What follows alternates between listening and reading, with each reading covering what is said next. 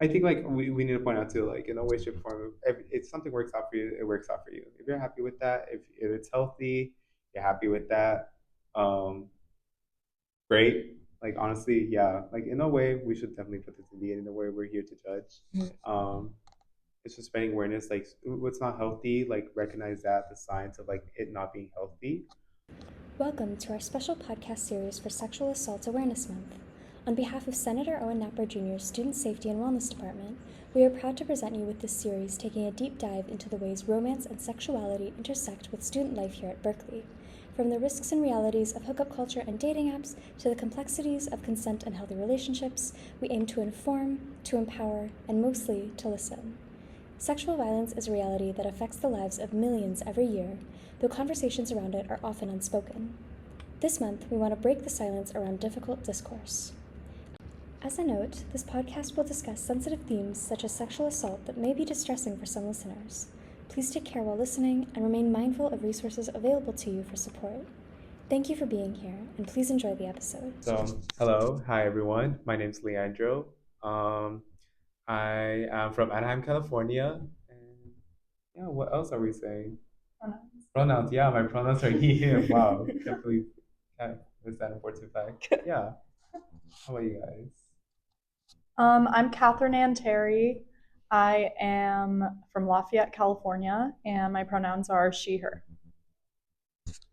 Hi y'all. I'm Zora Musawir. I'm from Antioch, California. It's like 30 minutes away on BART, the Bay. And my pronouns are also she, her. Hmm. I feel like when it comes to like the curriculum, I'm not sure how it was for you guys, but when it was for me, like it was like a quarter of a class, like 2 3 months in middle school, Yeah. and then high school is like only a semester. Like I don't know, I'm a firm believer that it should be like a year, only because like they only covered like the surface point of it, and like there's just so much that like It that's was a not lot being of taught. like, it was a lot of like, this is how you use a condom. These are different STIs, and this is how you avoid getting pregnant. It wasn't like, this is what a healthy relationship looks like. This is how someone defines a relationship.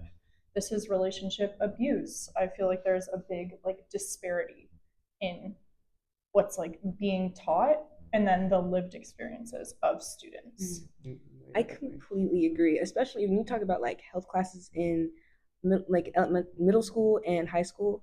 It's like a unit of the class. The class is only a semester or a quarter, but then you get like it's like a unit, like a chapter. The rest is on like drugs and like other aspects of health. Like it's so avoided, I think, that a lot of people are one afraid to talk about it, and when they do, they're a little bit misinformed. Completely agree. No, yeah, I definitely agree. I definitely do think it's just there should be a lot more that should be taught and not like figured out because I feel like our generation is like when it comes to that, like we had to figure out a lot of those aspects on our own. Um, a topic that's like I don't think it's necessarily taught in health class is like consent, like just like the idea of consent, like what it looks like, what it does not look like, different forms. It's like they always say, "Oh yeah, yes or no," but like consent is definitely a lot. There's it's a lot more than that. Like not all not all yeses are like enthusiastic yeses. Like there could be like some like pressure in there too into that yes. So that should be taught as well. Just like consent in general, how that looks like that it should be enthusiastic yes, it should be comfortable, it should be enjoyable, and so on and so forth. And then there's the whole issue of like substances where people were like, oh yeah, well, we were both super drunk, so it was fine, it just happened, but it's whatever, and then they kind of brush it off. But it's like, it, if you're under the influence of anything, you're not in the right headspace to say yes. And I have multiple friends who have been put in situations or found themselves in situations where they were not at a place to give consent, and they ended up hooking up with someone, having sex, and they woke up the next morning feeling so horrible about themselves and blaming themselves when it's like, first of all, consent is a two-way street, like, and I just think like teaching people how to give consent in environments like where there's substances present is really important. The five pillars. The five pillars. Consent. But you know, they said that a little bit too like routinely, I feel like. I think it's good that they're trying to do something because I talk to my friends who go to other schools. They don't do anything. They don't even acknowledge the issue of consent. So I do think we're on the right track. But with that being said, like we can't just give a consent talk, say these are the five pillars of consent. Yeah. It's so like It's just like it's the speech that's given, and I think it's great that the speech is given, but it's like, okay, then you enter the party and the work can't stop there. It needs to be like, there needs to be people checking in on you. Do you feel safe? And like when you're then hooking up with someone, like they should ask for consent and you should feel like you can give it or you can say no, you know? that's another thing, like revocable, like that. Just because there's a yes at some point doesn't necessarily mean that there's going to be a yes in the future. So that yes is not permanent. At some point, it could just be like a straight up no. No matter like the circumstances. If you're in a like what 5 year long relationship, in a marriage, even like yeah, you guys are locked in, but it's still like the consent still needs to be there as well. I feel like a lot of people don't get that, like not necessarily grasp that like that concept. Um, just because I don't know, like they're locked in, they think they know their partner so well. But it's just like the consent still needs to be there. Yeah. It's a two-way street, like Kat mentioned. Um, yeah, that's just my input on it. I feel like a lot of that kind of like goes back to like the violence in dating and just marriage and just yeah, what a healthy relationship looks like, healthy sexual relationship looks like even. I feel like some people.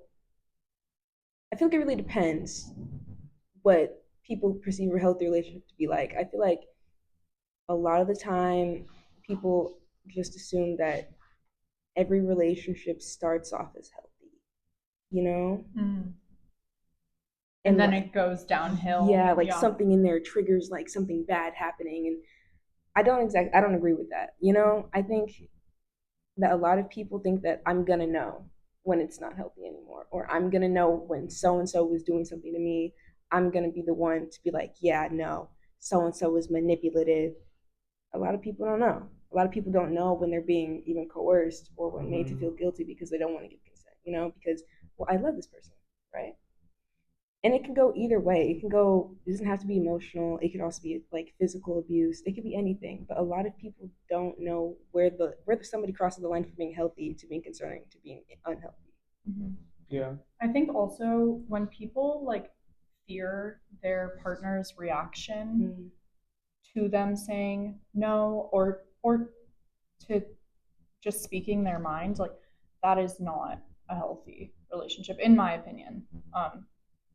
And I think also people's definition of a healthy relationship is different for different people.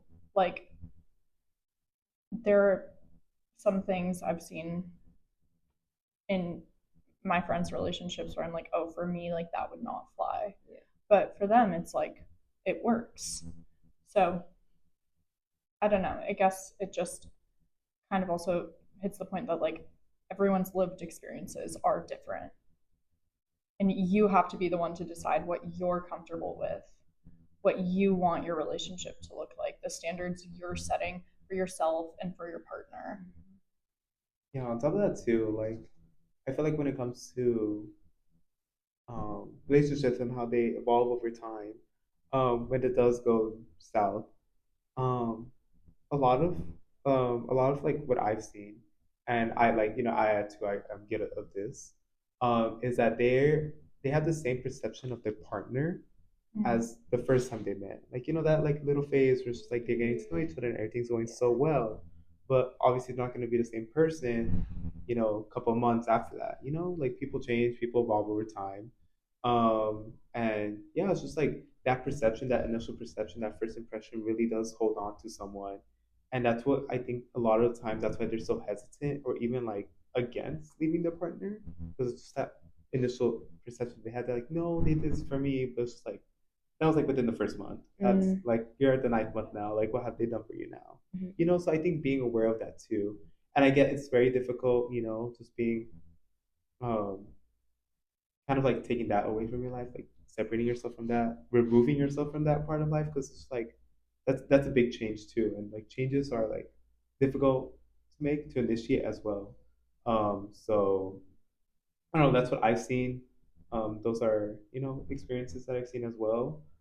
Yeah, it's just it can get really south if we just are not aware, just like of ourselves and what we're putting ourselves into. Yeah. I think it also like that brings up the point that like most sexual violence and sexual assault comes from people that we love and really care about. And that's also why a lot of like sexual assault and sexual violence isn't talked about, because it's like, oh my gosh, I'm in love with this person or I really care for them and they're hurting me, but I don't know how to speak up about this without like them getting angry or like my friends all hating my partner, or like it's almost like you're blinded by the love. um and I don't think that's talked about enough. The fact that like sexual assault and sexual violence can come from people who we love. Yeah. It's like, I don't know, something about like rose-colored glasses make all red flags look like normal flags. That might be in BoJack Horseman. I don't remember. I never watched it. But yeah, and I think a lot of it is also some people are like in some relationships. I think people are afraid to speak out because they don't want to hurt their partner. Like, because at the end of the day, you still got love for this person. You know, like so and so didn't really mean it, or so and so doesn't know what they're doing. Like, I feel like a lot of the time people will try and find any way possible to justify some action that somebody did against them because of that love. It's like, have you guys seen the movie It Ends With Us or read the book? Read the book. Yeah.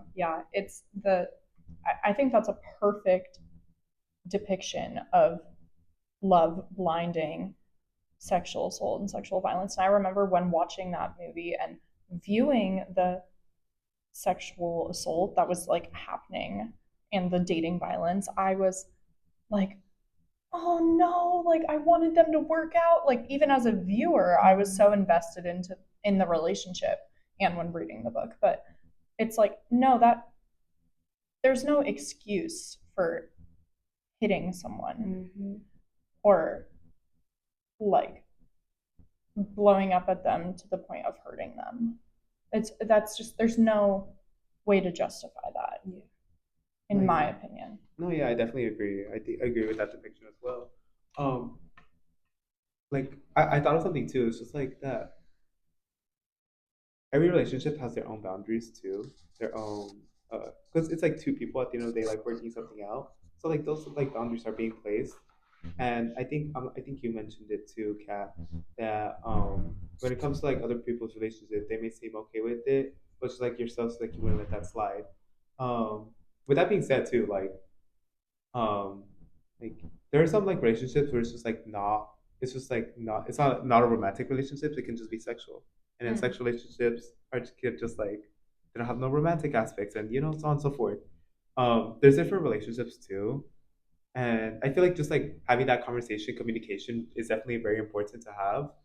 Um, just like work things out at the end of the day. Like it's like friendship too. Like friendships, you communicate as well. From if my something goes experience, wrong. sorry. Yeah, no, yeah.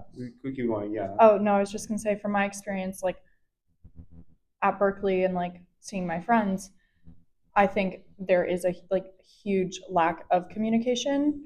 It kind of goes along with like this idea of hookup culture, and like a lot of people will participate in hookup culture because they don't want to commit, they don't want to actually be in a relationship where they're dating, they just want something sexual. Or they can't commit because I have a midterm tomorrow, or I have a midterm this day, I have finals then. Exactly, because we go to Like go to Berkeley. Berkeley. Public university in the world. Oh my god. Yes. It's, yeah, I mean, relationships are a time commitment, and they're a lot if you really care about them, you know? Yeah. So I think that's why hookup culture is so prominent, especially like for first and second years. Like we are, it's everywhere. Like, you know, like again, we started this as well. Just spread awareness on that. Start that conversation, you know. It's uncomfortable, yeah, but it's just like it's important. It's, you know, we're growing together. We should like normalize navigating these conversations. Because I feel like it's worth it. Like, it's worth that few minutes of awkwardness and trying to sort out like what you're both comfortable with, what your boundaries are, really, regardless of the type of relationship you're in. Um, and I think it's also like super important in like if you in hookup culture, if you are gonna hook up with somebody, let's set some boundaries first, so we all exit the situation not regretting what we did. You know?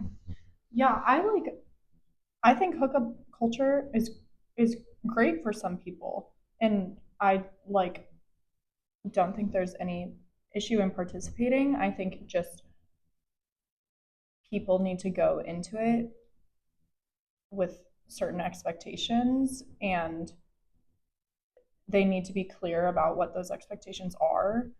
And there needs to be that communication aspect. And I also think hooking up with someone, that definition, we were kind of talking about this earlier, but like that definition is different for everyone. Like when I was in high school, hooking up with someone would just mean, oh, I like made out with them one time. But I feel like for me, coming to school, when people say they hooked up with someone, it implies sex. And if you just make out with someone at a party, that's just a make out. Yeah. And it's just interesting how those definitions change. And also, that's my perspective. It might be different for you guys. It might be different for anyone watching. No, yeah, definitely. Like that, just those like definitions as well. Another term that kind of like sparked up recently, guys, like situationships. Like, ooh, wait. Ooh. No, yeah. That too. Like that's. I feel like that's such a.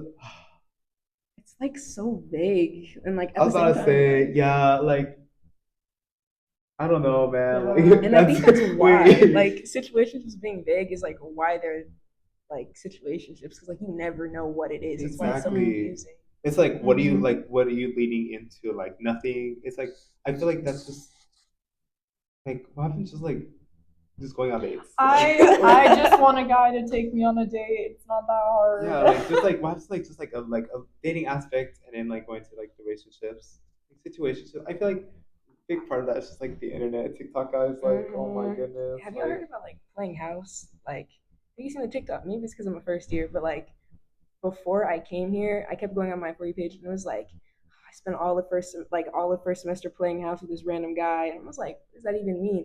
Apparently, it means like you're acting like a married couple first semester, but it's really just a situationship. And that sounds like actually like it would like destroy something in my mind and ruin my brain chemistry if that were to happen to me. Yeah. Like, and I feel like I've seen like just like from not even like friends, like associates, like people who I know, like and talk to sometimes. I hear that and they're like, that was like actually like traumatizing. Like I have war flashbacks every time I think of that.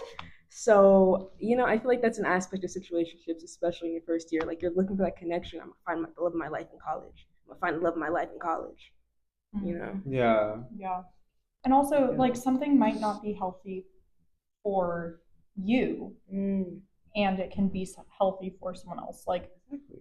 in a situationship, like, for instance, I sometimes will get attached, and situationships don't always work for me because they're so vague. But for other people, like, you know, that relationship might be more, it might work for them. On top of that too, it's just like I feel like we all have different wants and needs. Mm-hmm. You know, like I'm pretty like me myself. I'm a pretty needy person. Like you know, like my wants and needs can be a little bit more than you know my friends and my families. So I think like that's another reason why like relationships are so different because like everyone has their own wants and needs, and it's just Mhm. like working together to like make it work. Yeah. And then I feel like at the same time, for some people, situations just might be like more doable, you know? Mhm. Mm-hmm. Like because Kat, like you said, like sometimes like if a relationship like really wanted to work out, that's gonna take a lot of time and work. And sometimes people here, I think specifically, don't really have that time. Yeah. So situations just might be like an alternative that they see. I completely agree. And I think that kind of goes onto our next topic of dating apps, which is why so many people use dating apps, because it's hard to meet people. I don't know about you guys, but I found it very challenging to meet people, particularly at Berkeley, because everyone is so locked in all the time that it's hard to like put yourself out there. Um, and also like a dating app doesn't necessarily mean commitment. So, it's an easy way to find people who might be looking for something that you're looking for. Yeah. I feel like a lot of that too with dating apps is like a lot of people go on there with the intention of looking for something long term, but it ends up being short term. Yeah. So it's like yeah, okay, like ideally this works out, like we're talking, we're getting to know each other, yada yada yada. But it's just like it ends up being short term because like there's no, it's like the app, it's like you're texting, you meet each other, and it's just like it's like it's not the same as it were to be like the way if like you know like meet like through a mutual friend or Mhm. like just out in the open like at dinner Mhm. asking the number like stuff Yeah. like that. Yeah.